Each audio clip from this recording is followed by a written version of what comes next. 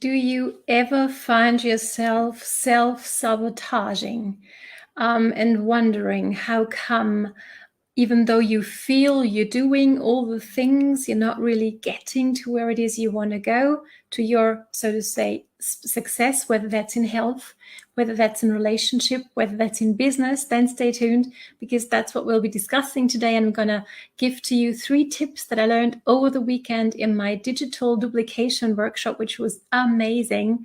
And as I promised, I'm going to give you my biggest takeaway, and this is it. So hello and welcome. In case we haven't met before, my name is Katrin from bloomwithkatrin.com over here in Germany. Do say hi, don't be shy, and let me know where you're tuning in from, whether you're joining me live or later on in the replay. I'm looking forward to chatting with you, and I'm really love helping networkers like yourself build an active dream team here in the online space, and do so with confidence, with savvy, and soul. And all 3 truly are needed to move from self-sabotaging to success. And let's just really dive into this, because I've got a lot to cover, but this is so good. So this actually comes from a gentleman named Richard Bliss Brooke, and I also got a book a recommendation for you that I'm going to put into the comments. Okay, so in case you want to dive deeper into these concepts, that's where you'll find it. But this is what was covered in the workshop.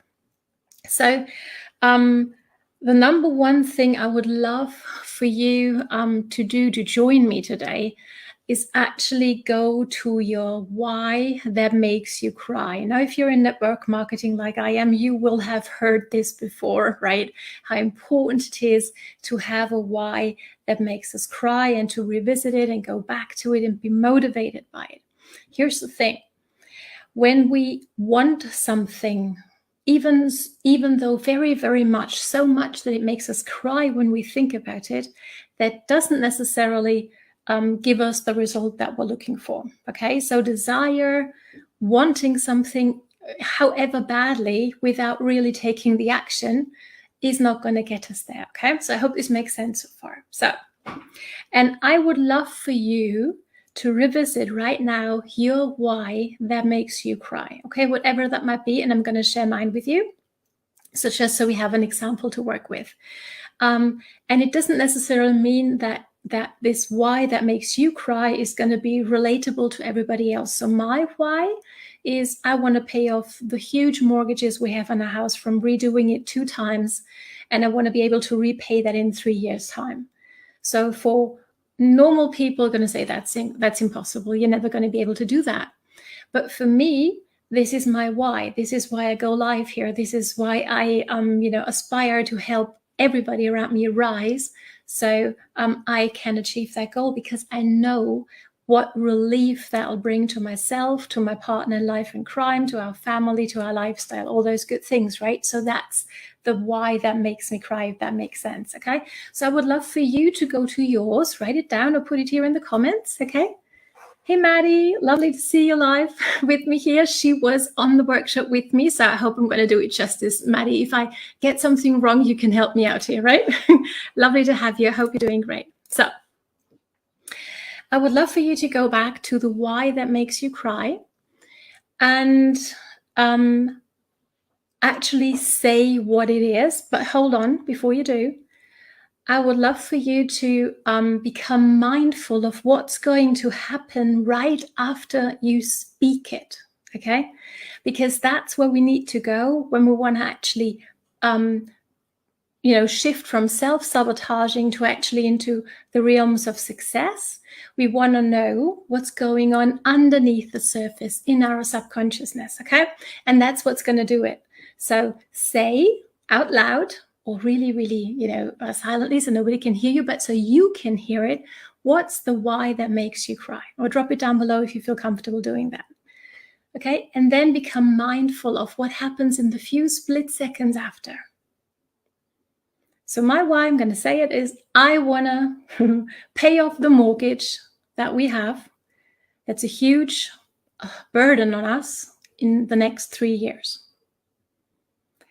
And my first split seconds after that, and it was also the same thing on the workshop, was, yeah, that sounds good. Wouldn't that be nice, right? Meaning it's never going to happen. It's impossible, right? Yeah, right. Or maybe it's something like, well, it might be nice. Maybe I'll be able to, hopefully, but maybe not at the end of the day. Maybe I'm not cut out for this. Maybe I'm not good enough, not the right kind of person. Maybe I'm not worthy of it, whatever it might be. So just become mindful of it. Do not believe that self-talk, okay? Because it is not true. It is not true.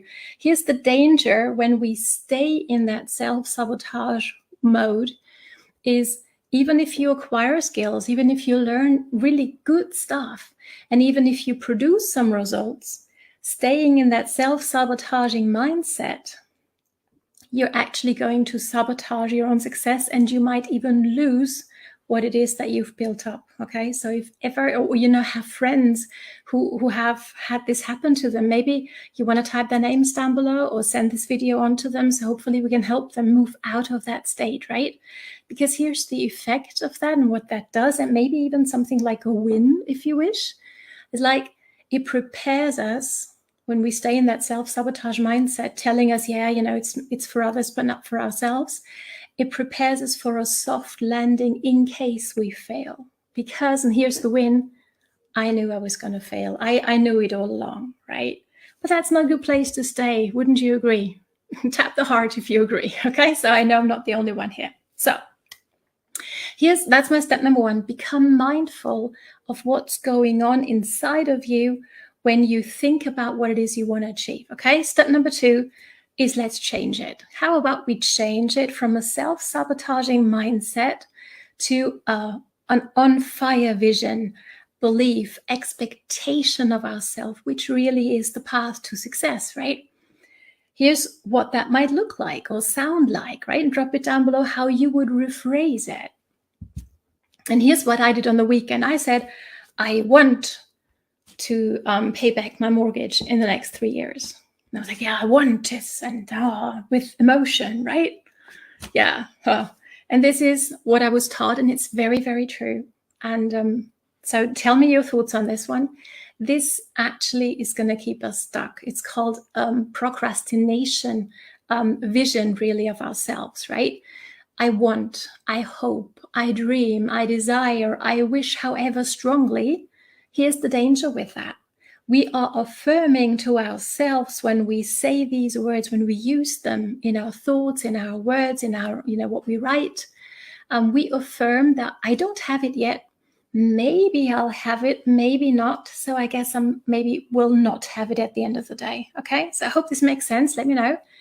And the effect is this keeps you stuck as well, but it's better than self-sabotaging because you're not going to lose what you have. It's actually a mode of securing what it is you have achieved. Okay, this makes sense. Now, here's the on-fire vision that we want. Okay, that's going to make us overcome any obstacle that we might, come across inside of us.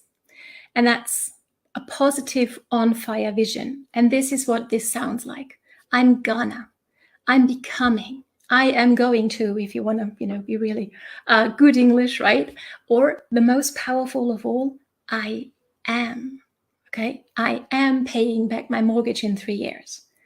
And I hope you can feel the difference in energy towards, wouldn't it be nice if I was able to, right? This on-fire vision leaves no room for not achieving it, for not having it, okay? And that's what helps us go beyond our current circumstance. And this might even be something negative that you turn into a positive. So Fernie was sharing that he was a high-level engineer coming out of MIT, starting with a government job, right? And he was really excited and ready to take on the world. And then he was looking at older colleagues, and it was like, yeah, I'm going to have a different life. That is not what I want to continue doing. That is not what I want to achieve, right? So he used that negative in a way to turn it into a very positive on-fire vision for himself. Okay, I found that very, very, it really hit home with me, shall I say, okay? Because how many of us feel that we're born for greater things, and we kind of fall back into, yeah, but let's settle for what it is that we have. And remember, securing what we have is not an on-fire vision of ourselves, but it's a procrastination one. And it's not going to get us where we really want to go, what we were born to do, okay? So here's the thing with, just believe in yourself. Have you ever been told that? Have you ever listened to a motivational speaker who's like ordering us to just believe in you, right? Why don't you? It sounds so easy, doesn't it? Here's the thing with that. Beliefs aren't something that we do. They are something we are. They are, like, I'm not going to say innate to us, but they are programmed into ourselves. And the good news here is we can reprogram them, but it's not just our thoughts, okay? Something different needs to happen. I'm going to get into this in a second. So here's what was repeated quite a few times, and I really, really loved this on the workshop. It was like, successful people want the success. They believe in themselves and expect themselves to have a certain result. And they will have it regardless of their current circumstance, okay? So it's not, yeah, I'll achieve paying off my mortgage once XYZ happens. No. This is happening, okay? There is no other way. So I thought that to be really, really powerful. And here's why. The vision combined with the belief and the expectation, all of those three combined, they drive us to figure things out, okay? To not go, I need somebody else to motivate me. I need somebody else to hold me accountable. I need somebody else to watch over what it is that I'm doing and tell me I'm on the right path all the time. That's good to have, right? And the motivational speeches and company events and all those good things, right? That's powerful. And it's good to have as long as we don't depend on it.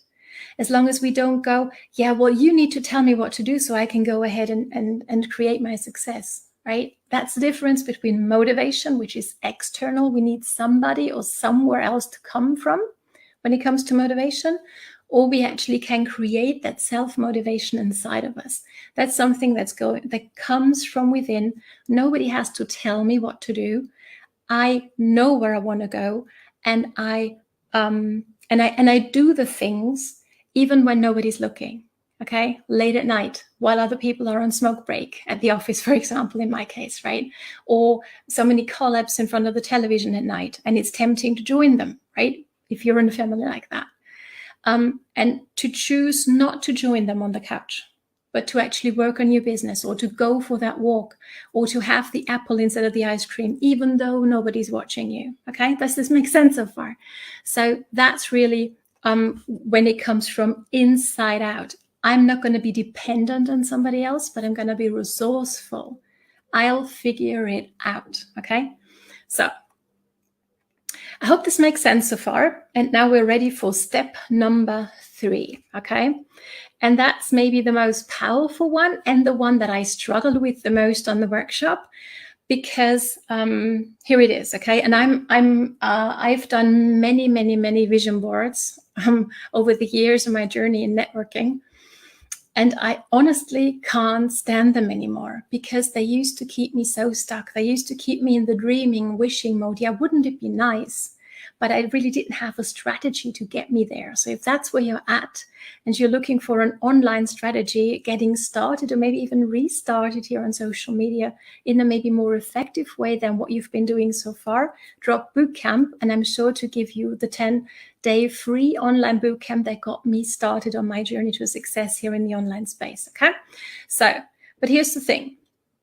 With the vision, you want to create a vision that is strong enough to create emotion inside of you, okay? So let me ask you this. Have you ever watched a movie and you were so drawn into the movie that you felt the emotion of the characters, of the heroes of the movie? Or have you ever read a book and you started crying on page 337 because somebody was having a meltdown or somebody died or whatever? Has that ever happened to you? I will put both my hands up here because it happens all the time for me. So here's the cool thing with reprogramming our mind, our subconscious mind, is it doesn't know whether it's really happening or only in our imagination, okay? And that's the power that we can use when it comes to, yeah, well, let's program my default. My default is going back to procrastination. I want, I wish, I will, right? Or even maybe self-sabotaging, doubting myself all the time. Am I good enough? Am I worthy enough? Those kinds of things.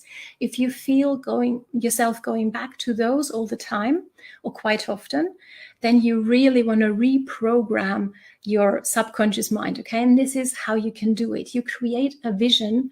I'm not going to create a vision board, but a vision movie, okay? But you can create it in any way you wish. Write it down, create a movie around it, do a vision board if that works for you. And imagine, what does a perfect ideal day look like for you, okay? Your perfect ideal day once you will have reached your goal, okay? Really paint it in vivid detail. You want whatever you create to evoke images inside of you and pictures in your mind, okay? Write it or say it in the present tense as if it's already happening, because that's what's reprogramming your subconscious mind, which doesn't know the difference between real and imagined, right? Okay? This is going to begin the process, of programming the subconscious to believe what I'm visiting, or what you're going to be visiting every single day, maybe in the morning and at night, okay? And really living in that vision of yourself a few minutes every day. I'm going to do it in the morning and at night. I know that for sure, right? So I'm in the process of putting that video together that I'll be watching. So I'm not going to something external, something somebody else created, but I'm going to create it for myself. I'm looking at a 2-minute video to really get me in that zone and make me live that vision of myself, okay? And here's the cool thing that Fernie talked about, and I can definitely relate to that because I know it's happened for me in the past. Let me know your story about this. When I suddenly began to open my mind to other possibilities, right? Like, I used to feel like this is the only way to do it, right? So I'm banging my head against the closed door, but this is the way to do it, and that's the only way to do it. And then all of a sudden, I take a step back, right? With my subconscious mind, no, this is not the only way. Maybe there's another way. And all of a sudden I saw that there were other open doors waiting for me to discover them. But I was so focused on this one way of doing things, right? When it comes to building a business, it's only home parties, right?